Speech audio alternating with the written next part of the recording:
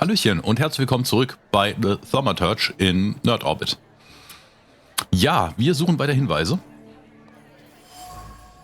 Und hier gibt's reichlich. Sionstisch. Der Tisch ist mit rotem Stoff bedeckt, auf dem Sternbilder zu sehen sind. Der Stoff der Tischdecke ist in Misstrauen und Nervosität getränkt. Die Emotionen sind frisch und deutlich zu erkennen. Sie sind gerade erst von Samiras Fingerspitzen in die Decke geflossen, als sie ihre Hände auf die Decke legte, um sich selbst davon abzuhalten, von Nervosität an den Nägeln zu kauen. Hatte ich diese Wirkung auf sie?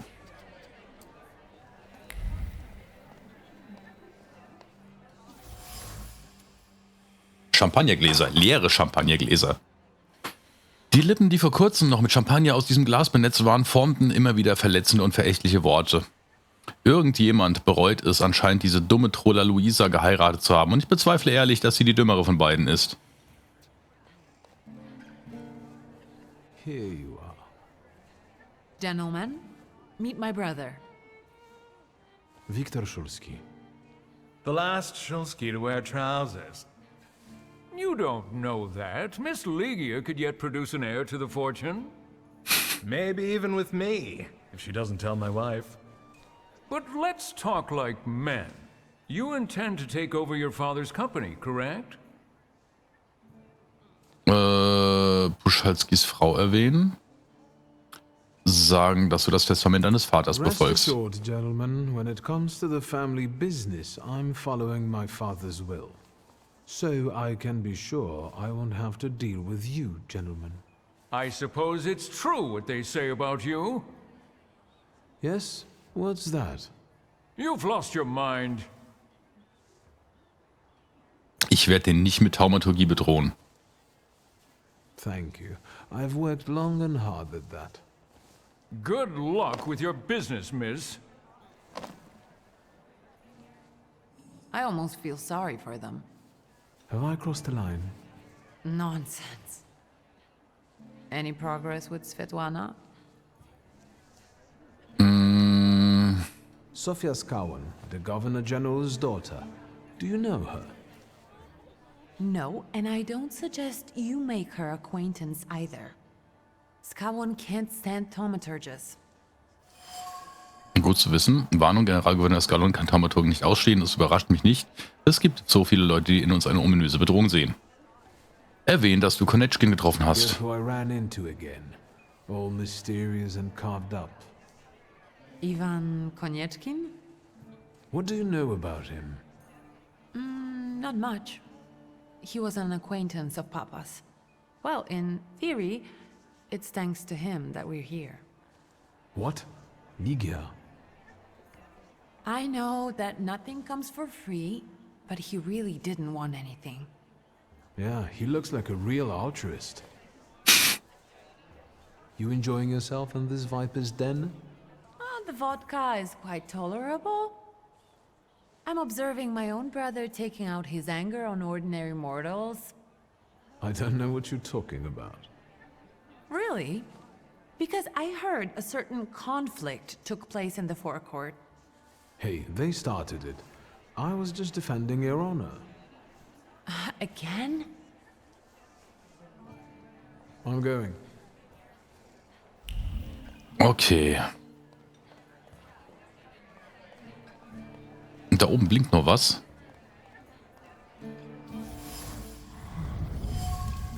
Maybe that's enough. What do you want?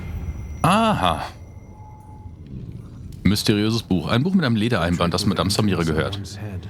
I know one person who can do that. You're not much of a thaumaturge if you can't. Have you come here to torment me? Unmask me? I don't see any fun in unmasking you. So what do you want? Okay, also sie ist auch eine Thaumaturgin, so viel wissen wir schon mal. So, sie ist nicht nur ein mysteriöses Medium, sondern auch eine Thaumaturgin. Sie ist sich der Anwesenheit von Veles bewusst. Sie will ihn selbst einfangen. Es sollte ja gar nicht passen, einen anderen Thaumaturgen zu sehen. Sie ist eindeutig fest entschlossen, sich den Salutor zu sichern, weshalb sie alles versucht, um mich von der Jagd abzubringen. Auf ihren Salutor hinweisen, sie auf ihre doppelte Identität ansprechen. Darüber reden wir erstmal nicht. Sie muss ja nicht gleich wissen, dass wir wissen, dass er da ist. Your Siren is quite impressive. Flattery will get you nowhere. Madame, you're being impolite. What about a little competition? We'll see who wins. I'll pass. Oh. Samiras Salutor sieht gelinde gesagt beeindruckend aus. Es ist Cyrien. Er passt perfekt zu ihrer geheimnisvollen Aura. Die geheimnisvolle Madame Samira ist in Wahrheit eine Thaumaturgin, die von Cyrien begleitet wird, der genauso faszinierend ist wie sie. Sie spielt eine Rolle des Mediums, um sich frei auf gesellschaftlichen Zusammenkünften bewegen zu können, die auch Welish, den Salutor, den sie jagt, anlocken könnten. I think your idea of pretending to be a medium is fantastic. It sounds like I impress you. How many people know? Is that a threat? I noticed a wild Salutor here. I understand your being here has something to do with him in particular. Keep your nose out of this. Why? Because I'm warning you. Und sagen, dass du tust, was du willst. Ich versuche mal rauszufinden, wie viel sie weiß. What do you know about this Salutor? Do you know its name? Don't you? A name doesn't tell us much anyway. All that matters is picking out the person in this crowd with the flaw. I know perfectly well who carries the flaw. Another reason for you to stay out of it. The person with the flaw attended the seance, right? So I'm on the right track. Have you finished? Das Gespräch beenden. So should we finish up? That would be best. And listen to me carefully, Mr. Whatever your name is. Schulski, but you can call me Victor. Now, Mr. Schulski, you will vanish like a bad dream, and I will get back to work. Okay. Diese Samira ist eine Scharlatanin. Denkst du nicht auch, es gibt doch kein Leben nach dem Tod? And the general says to him, "Tell us something funny." Then Bautsky replies, "General, why don't you shoot a cannon first?" That's a good one. I'll have to tell it tomorrow at the Orwoffs. Who might this be joining our conversation? You know, sir, your face looks familiar to me. My name is Victor Schulski. Ah, yes, I can see something in your eyes. I was sorry to hear about your father. I'll see you next time, darling. Wonderful party. See you there. Ah ja. I think I've offended the creme de la creme of Warsaw. This is hardly the creme de la creme. How do you find my soirée? Über das Leben auf das auf den Punkt kommt, sagen, warum du hier bist. The crux of the matter is that I'm here because of my father. You knew him. That doesn't sound like a question. Of course, I was his customer. I truly am sorry for you, both of you. The death of someone close is always a dreadful blow. Please accept my condolences. Nachdrücklich. Svetlana Petrovna, I must insist. Can you tell me something more about my father? Mr. Schulski, I assure you we have the most delectable vodka. Besides that, I warmly encourage you to join Madame Samira's seance. It will be an unforgettable experience. I wonder, is that truly everything our soirée can offer you? Ach ja, da ist so wieder so ein Gedankenfaden. To suffer through tonight. No need to mince words. Dezente Andeutung. Svetlana weigert sich offen mit mir zu reden. Vielleicht ist sie nervös, weil wir von Augen und Ohren umgeben sind, die nach Klatsch und Tratsch lechzen. Trotzdem spüre ich genau, dass sie mir etwas mitteilen will. Ich sollte mich in ihrer Umgebung genau umschauen. Vielleicht finde ich so mehr raus.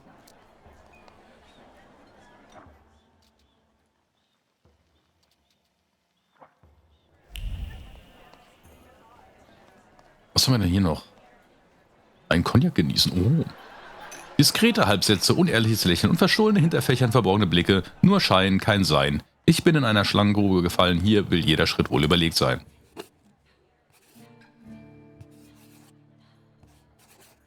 Ja, genau das ist es auch.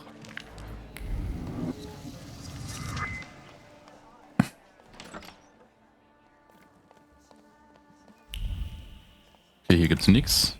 Doch. Da ist irgendwas. Schön versteckt in der I Ecke. felt something. Where is it? Kachelofen. Auf dem Gusseisen sind Ruß und Reste eines verbrannten Briefs zu sehen. Ihre sonst so ruhigen Hände zitterten fürchterlich, während sie die Zeilen liest. Er beobachtet sie, das wusste sie bereits. Aber wie kann er es wagen, ihr zu drohen? Aufgeregt warf sie den Brief in den Ofen. Zu dumm, dass sie die Person, die sie beobachtet, nicht so einfach loswerden konnte. Die Überreste enthalten die Besorgnis des Autors über Svetlanas Zustand, die dieser in einem scheinbar wohlwollenden Ton äußert. Die Nachricht endet mit einer verschleierten Drohung, die darauf hindeutet, dass der Autor bald in Aktion zu treten gedenkt.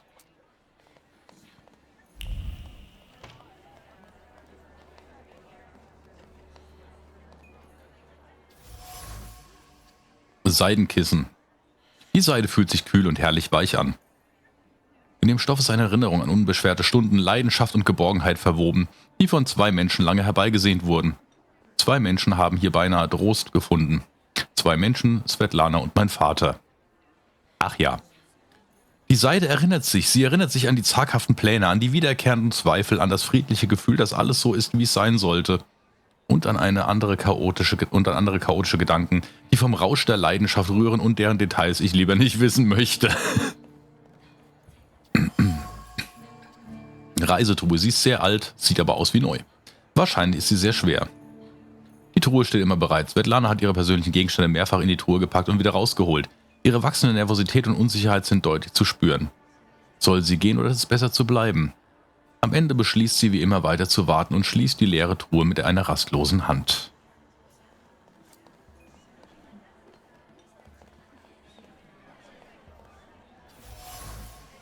Geschmolzene Kerze, das Wachs ist heruntergetroffen und erstarrt. In dem Wachs ist eine Mischung aus aufrichtigem Kummer und Angst erstarrt. Die Gefühle wurden jedoch schnell mit geübter Kontenance überspielt. Diese Kerze stellt den besten Abschiedsgruß an einen Verstorbenen dar, den Svetlana sich leisten konnte.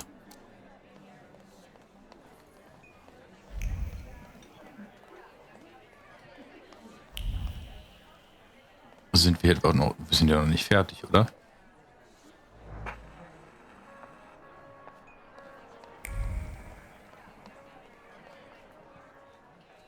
Did I see that you've met this Madame person? Über Svetlana reden. Unfortunately, Svetlana doesn't want to breathe a word of it. I'm sure she doesn't trust you. In company like this, that speaks well of her. Why the cold shoulder, Ligia? I've never liked her. Her manner gets under my skin. I've heard she's a dreadful schemer. Ligas Reaktion, merkwürdig. Ich bin's nicht gewohnt, Gerüchte aus Ligas Mund zu hören. Sie ist gewöhnlich die Erste, die Klatschmauler verurteilt. Der Einfluss des Salutors auf diesen Ort muss wohl so stark sein, dass sie sich dazu hinreißen ließ, diese Dinge über Svetlana zu sagen. Did you know that Papa had an affair with the host of this party? Are you sure? Absolutely. As sure as the Thaumaturge can be. I felt what he felt when, well, you know. Oh, stop! That's disgusting. Quickly, change the subject. I've taken a long, deep look at Samira. She's no medium. Samira is a Thaumaturge on the hunt. On the hunt? Madame has spotted a Salutor that's attached to one of the guests. What kind of Salutor? Remember those fairy tales Mother used to read us? And the legend of the golden snake? Yes, Veles. Yes. I'm glad you're here. Are you also hunting for him? I admit I like to have him. I haven't made up my mind. Be careful. I am. That's why I haven't made up my mind. Hat er doch schon. Sein Name ist Veles. Veles, der slawische Herrscher über die Unterwelt, Gottes Reichtums und Ränkeschmied. Die Soiree ist die perfekte Umgebung für ihn. Hier kann er sich sättigen, sticheln und Intrigen spinnen. I'm going. Okay, aber wir sollen schon wieder in dieses dämliche Foyer runter. Wo beim letzten Mal schon irgendwie nichts war. Okay, vielleicht finden wir doch noch was.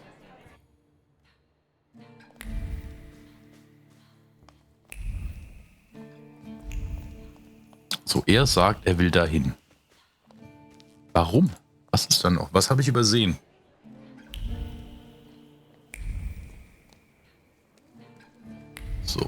Wenn ich hier schnippe, passiert gerade gar nichts.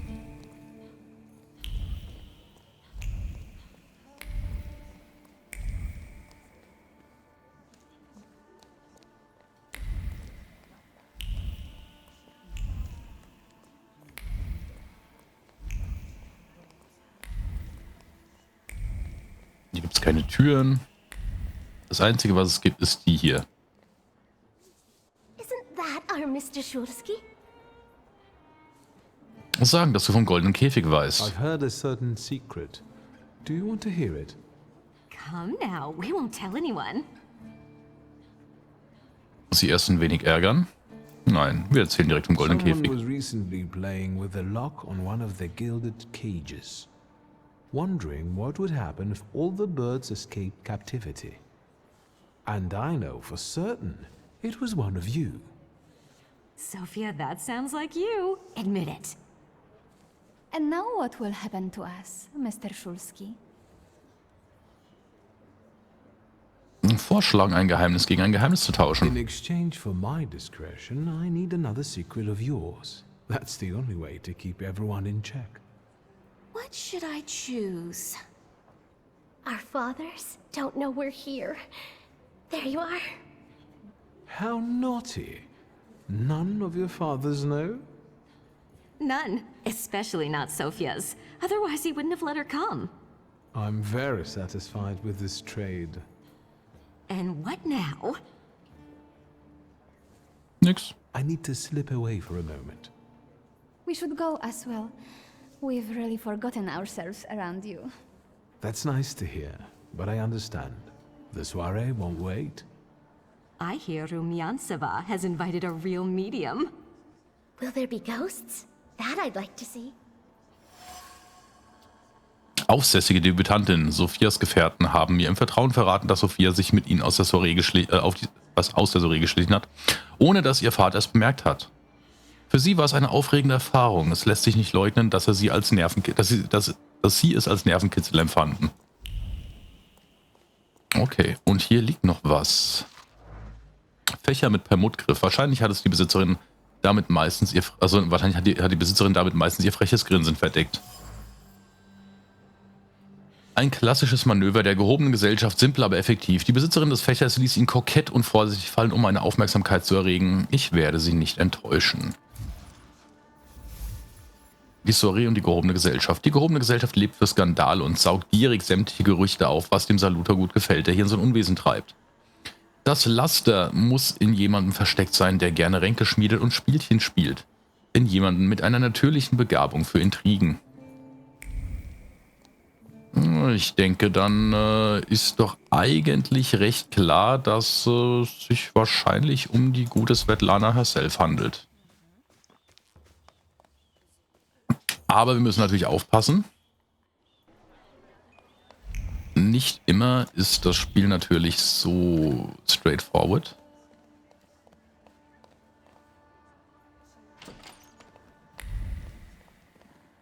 Und hier haben wir noch was. Herrenkette.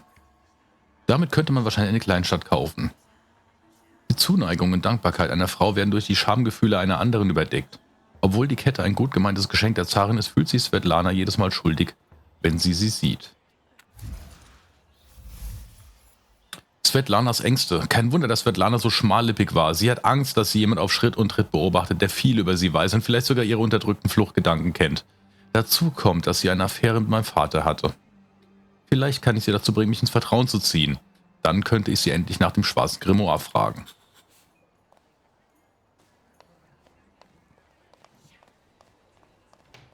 Finde Svetlana in ihrer Wohnung.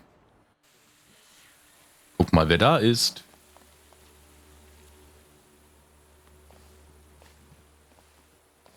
I was looking for you. Do you smoke, Mr. Shulsky? I've quit. In light of our approaching conversation, why don't we dispense with the pleasantries? Call me Svetlana. Victor. Ask.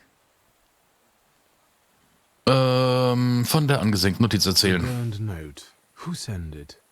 I only sensed underhanded kindness. Da, the Ochrana. I don't know which one of them exactly, if that's what you're asking. I've worked hard at it. When did you receive this note? A few weeks ago, back before your father. I see. Auf die Fähr mit Vater You ansprechen. two had an affair. Two grown-up, lonely people found momentary comfort in each other's arms. But romance wasn't behind that relationship. It was just that we were both looking in the same direction. Okay, was das heißen What do you soll? mean by looking in the same direction? That large travel chest. You changed your mind. About whether or not to pack. Right then, I wanted to escape badly, but that would have had its own consequences. In this game of false appearances, I'm the best. I still don't know how this lovely note ended up in your hands. But in addition, I found a lovely strings of pearls, and on it, your feelings of guilt. Your power is terrifying. Do you know that? Auf den Punkt kommen und I sagen, dass hoped wir... you might know something about the Black Grimoire. My father left it to me in his will, but the grimoire has gone missing. No. And the collapsed building? Have you been there? There's nothing there. My dear boy, I know nothing about Stanisław's book. I'm sorry, but I can't help you there. But I will not let you leave empty-handed. I strongly believe that there's one place you ought to visit. What you find there belongs to you. Thank you.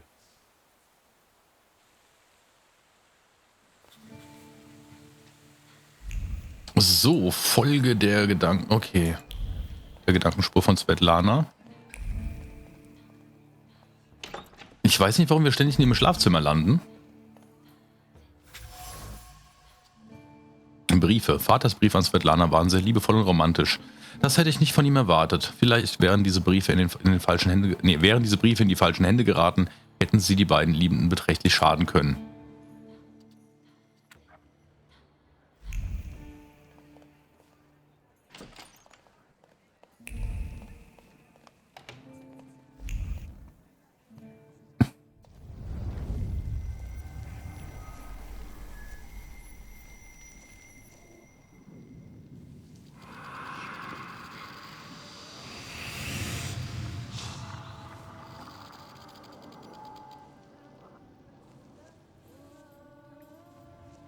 Veles. Don't run away. Splendid ladies, distinguished gentlemen, the hour is at hand. With lights dimmed and the curtains drawn, the souls of the dead slowly gather among us. On their command, I will give the chosen among you a tarot card as your invitation to the table. For you, sir?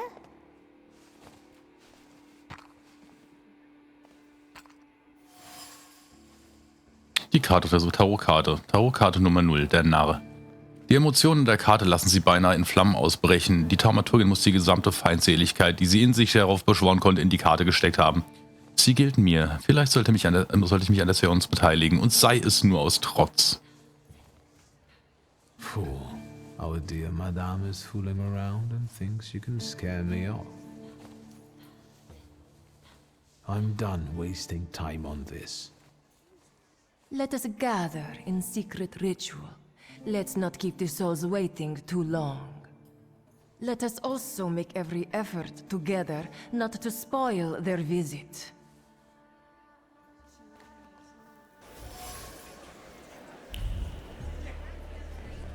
Im Schutz der Dunkelheit. Was haben wir hier noch? Kristallspiegel. Spieglein, Spieglein an der Wand. Sie versucht ein widerspenstiges Strähnchen zu bändigen und denkt dabei an Theophil Skalski. Der arme Junge war bis über beide Ohren in sie verliebt und hätte alles für sie getan. Deshalb gab sie ihm eine unmögliche Aufgabe. Er versuchte trotzdem, diese zu erfüllen und verschwendete das Vermögen seiner Familie auf eine Reise nach Afrika, während der er auf tragische Weise umkam. Freude geleitet über die Oberfläche des Spiegels. Ihr Herz schlägt Purzelbäume, wenn sie die volle Aufmerksamkeit hat und ihr Name in aller Munde ist. Sophia. Ein paar Unglückselige haben für sie Kopf und Kragen riskiert und buchstäblich alles verloren. Und wenn schon, das macht die Geschichten nur noch besser.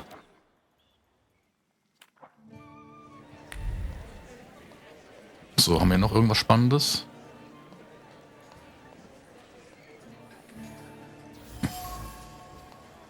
Aschenbecher voller Zigarettenstummel. Der Zigarettenrauch wurde von fröhlichen Plaudereien begleitet.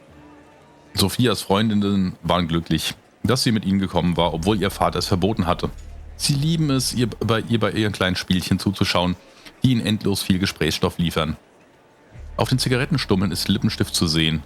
Wenn ihre Väter sehen könnten, was sie hier tun, Sophia entfaltet sich erst richtig, wenn sie außerhalb der Sichtweite ihres Vaters ist.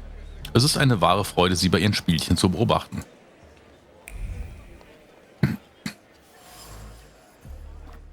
Die hölzernen Armlehnen wirken ramponiert. Ein frustrierender Gedanke ging Sergei durch den Kopf, als er auf einem Stuhl saß und Sophia aus der Ferne beobachtete. Warum ignoriert sie ihn plötzlich? Er würde alles für sie tun, ihr jeden Wunsch erfüllen. Das Problem ist, dass Sophia überhaupt nicht mehr mit ihm spricht. Sie sind keinerlei Notiz mehr von ihm. Entschuldigung, kann ich mal kurz durch? Ich weiß, Sie wollen pimpern. Lasst sich von mir einfach nicht stören. Mr. Schulski, may I have a word? How can I help? My friends and I are just playing Truth Order, and now it's my turn. Won't you dazzle me with your powers? Anmerken, dass Ihr Vater Thaumaturg nicht ausstehen Father would kann. not be thrilled about you playing games with the Thaumaturge. Maybe that's precisely the point. To keep violating his wishes? Auf den Punkt kommen und rausfinden, was los How ist. might my powers prove useful to you, miss? Well, rather than truth, a dare sounds good to me. It involves finding out my comrades' secrets, Irina, Maxim, or Sergei. The trick is that you're cleverer at it than I am. Your companions don't have anything against a little ruse like this? It's not deception, it's resourcefulness. In theory, there's no rule against asking for help. Please don't make me beg, Mr. Schulski. Let me see what I can find. Will any secret do? Any. I'll wait anxiously for your return. Okay. I'll take a look around. Das Gesellschaftsspiel. Finde mehr über Sophias Freunde heraus.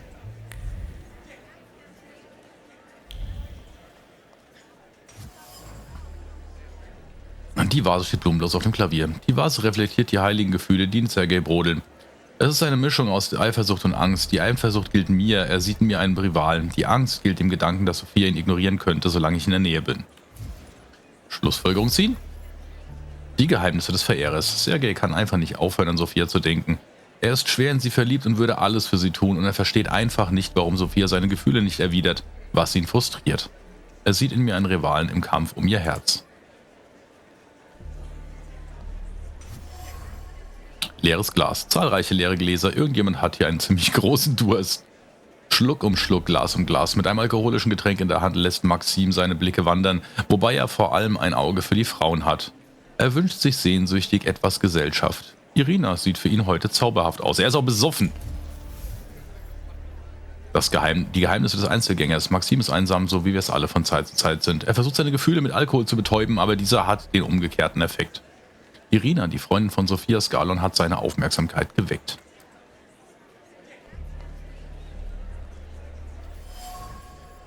Dekoratives Sofa, ein äußerst elegantes dekoratives Sofa. Sie saß auf dem Sofa und beobachtete die Menschenmenge. Normalerweise ist sie kokett und verspielt, aber in diesem Augenblick fühlt sie nur eine überwältigende Leere. Ein für sie bisher völlig unbekanntes Gefühl.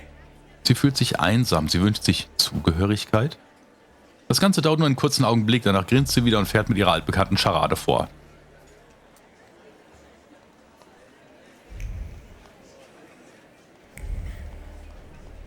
Mir noch was?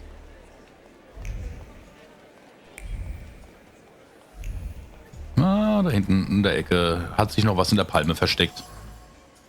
Ausgerissene Blätter. Irgendjemand hat Gedanken verloren, Palmblätter ausgerissen, um die Nerven zu beruhigen.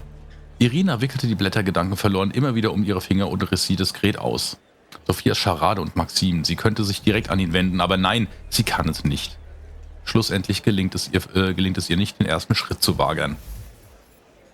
Die Geheimnisse einer Freundin. Unschlüssigkeit verhindert, dass Irina eine Entscheidung trifft. Sie fühlt sich hin und her gerissen. Sie möchte sich gern etwas gönnen und Zeit mit Maxim verbringen, aber wagt es nicht, die Initiative zu ergreifen. Deshalb steckt sie fest und geht in ihrem Kopf sämtliche Szenarien durch. So, guten Tag. They are getting impatient. What have you found out? Miss Irina would like to get to know Maxim better, but she keeps hesitating. What? She never told me. Some friend she is. And what does our dear Maxim think of that? Maxim only has one thing on his mind. Miss Irina. Oh, I knew it! Oh, I was wondering where you'd gone off to. You know Sergei, don't you? We're already acquainted. Mr. Shulsky and I have completed my extra difficult dirt together. At your service. Now time for truth. Are you seeing anyone? Eine vielsagende Frage. Sophia treibt irgendwelche Spielchen mit mir. Sie fragt mich immer wieder dreist über private Angelegenheiten aus, eine Frechheit, aus der sie ihre Stärke zieht. Ich frage mich nur, ob sie mit Viktor Schulsky der Person oder Viktor Schulsky dem Thaumaturgen ihre Spielchen spielt. Schlussfolgerung ziehen. Sophia Skalon. Skalons Tochter versteht sich darauf, Intrigen zu spinnen, was sie zu einem Liebling der gehobenen Gesellschaft gemacht hat. Ihre Spielchen bieten etwas Abwechslung und sorgen dafür, dass es in den Salons der Stadt jede Woche genügend Gesprächsstoff gibt. Ich bin ihr neuestes Spielzeug. Sie neckt mich, um ihren Vater zu ärgern, der Thaumaturgen hasst. Oder ist dies all nur eine Scharade, um ihre Einsamkeit zu verbergen?